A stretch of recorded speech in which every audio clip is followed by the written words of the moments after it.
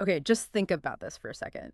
The sheer scale of education worldwide. You've got, what, well over 1 billion school kids. hmm And millions of teachers globally. It's almost, yeah, hard to grasp. And right inside that huge effort, there's a specific mission we want to unpack today. The role, the purpose, really, of Catholic schools. Exactly. And guiding us in this deep dive is a really key text. It's a presentation by Cardinal Zenon Grocholewski. It focuses on this new instruction, consecrated persons and their mission in schools. Okay. And what's really important for you, the listener, to understand is, well, this wasn't just some draft. It got direct approval from the Holy Father. Right. And it was published by the Congregation for Catholic Education.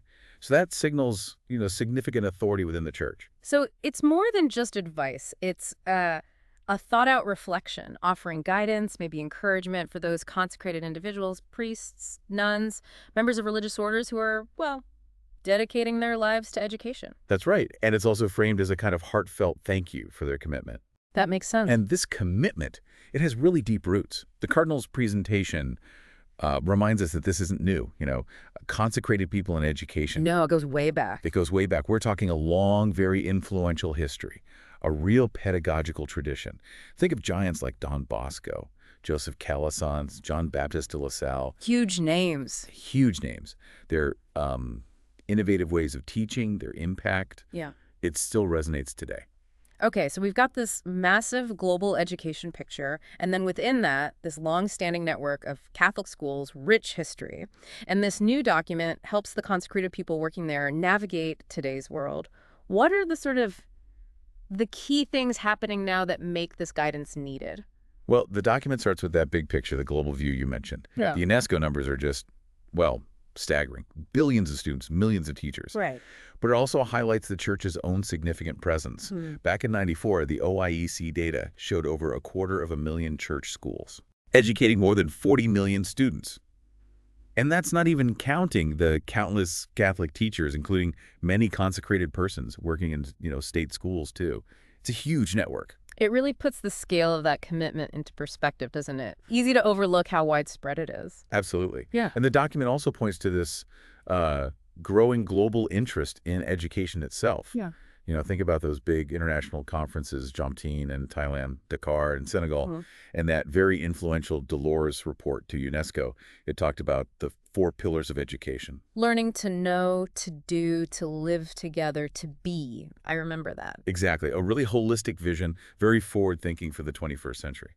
But the cardinal suggests there's maybe a bit of a gap between that vision and the day-to-day reality in schools. Yeah, that's a key point. Yeah. He flags several really critical challenges. First off, globalization. Okay. I mean, obviously, it brings economic benefits, connects people, Yeah. but it also throws up questions about jobs, wealth distribution, that widening gap, and maybe even a sort of cultural homogenization. Right, that tension between being connected and keeping what's unique about different cultures. Precisely. Then there's technology. Just relentless, isn't it? Totally changing things. Completely. Yeah. How we get information, how we communicate. Yes. It means education has to radically shift how it teaches and how students learn. You need skills for this world, the digital one. And it's not just digital stuff, is it? There are these huge ecological questions, bioethical issues, things education really has to tackle. Yes, absolutely vital. Fostering awareness, but also, importantly, a strong ethical compass for these complex issues. But the document also looks inward at problems within school systems, especially in the West. Like what? Things like teacher burnout, real frustration among educators, sadly, an increase in violence in some schools too. Yeah. And parents finding it harder to be actively involved. These are serious headwinds. That sounds, yeah, pretty tough. It almost sounds like the fundamental point of education is getting fuzzy. That's exactly what the cardinal gets at. He talks about this blurring, hopefully not a total loss, he says, of what education truly means. And he links it to a weakening of foundational values. Like family, Yeah. work, morals. Yes. Things like the importance of family, the dignity of work, a shared sense of right and wrong. And broader societal trends feed into this like excessive individualism, moral relativism, this idea that anything goes, maybe even a kind of nihilism or meaninglessness. So the worry is schools become just training centers for the economy, focusing only on skills you can measure. Exactly that. And this is where the Catholic tradition offers a really different angle. It strongly emphasizes the absolute centrality of the person, each individual, and the need for integral formation, Meaning? meaning nurturing the whole person, not just the intellect, developing well-rounded, responsible people who can make good ethical choices. It's like knowing how versus knowing why, or if you should. The cardinal uses that sorcerer's apprentice analogy, right? Yes.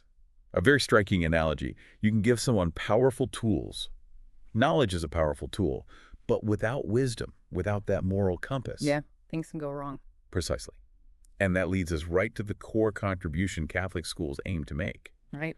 Because they're grounded in Jesus Christ, in gospel values. Right. They try to put the human person back at the very center, nurturing all dimensions, ethical, spiritual, religious, alongside the horizontal, the social, the intellectual. Yeah. It's a kind of 360-degree view. Because people today often feel pulled in different directions, don't they? Struggling to square conflicting values. That's exactly it. The world feels contradictory sometimes. Mm. And Christian pedagogy, well, it offers this incredibly rich heritage, this wisdom to help navigate that. The document talks about the proprium. Locrium, yeah. Propriums, like the specific essence, the unique DNA of Catholic education. Okay. And that is this commitment to fostering complete human flourishing, integrable humanism, with Christ as the model, developing the inner life, intelligence, yes, but also the will to do good, guiding choices. Mm-hmm. And within all that, the document stresses how indispensable consecrated persons are.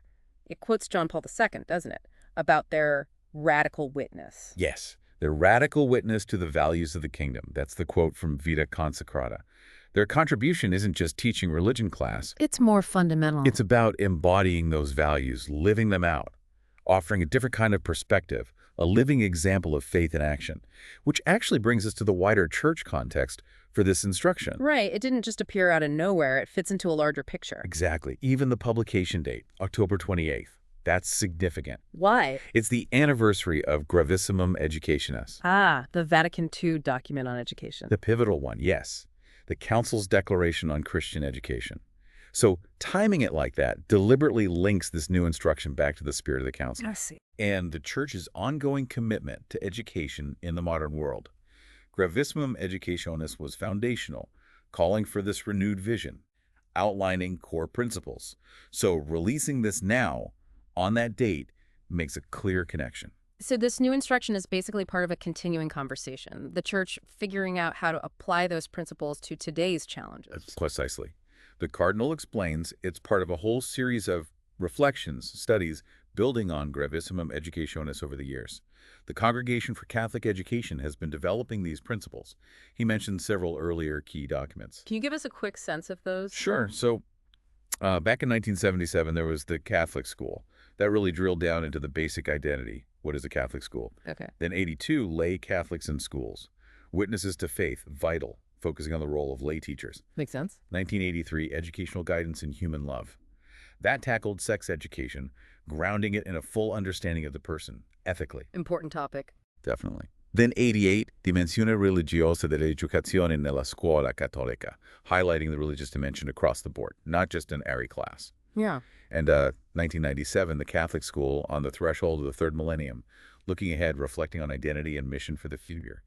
Each one built the picture. Okay, so this new instruction, specifically on consecrated persons, it stands on the shoulders of all that thinking. Exactly. The Cardinal stresses it complements the one on lay Catholics, and it really develops themes from Pope John Paul II's Vita Consecrata. That's his big work on consecrated life itself. Right. So this new instruction dives deeper into why consecrated individuals are still so critical, so essential in schools today. And their unique contribution, as we said, is helping develop that vertical dimension, openness to God, alongside the horizontal living well with others. Precisely. Their total commitment, that profound response of love to Christ, the ultimate teacher. It empowers them to give themselves fully, to offer real, tangible help in the integral education of young people. Their lives themselves are a powerful witness to values that go beyond just the material world.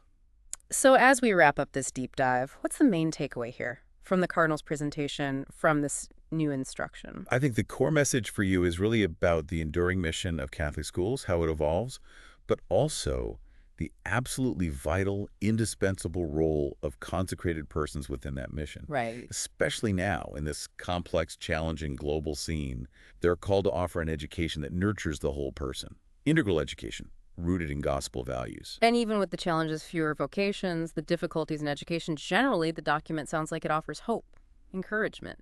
It absolutely Yeah. does. The cardinal really emphasizes that consecrated persons should know, should be aware of, the profound nobility of what they do.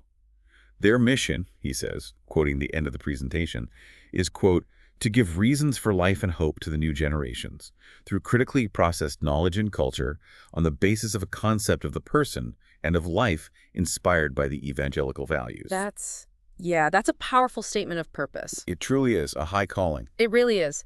And, it leaves you with this thought, given this strong focus on integral formation, the whole person, could this Catholic approach actually offer valuable insights, maybe even pathways for tackling challenges in education everywhere, even outside Catholic schools?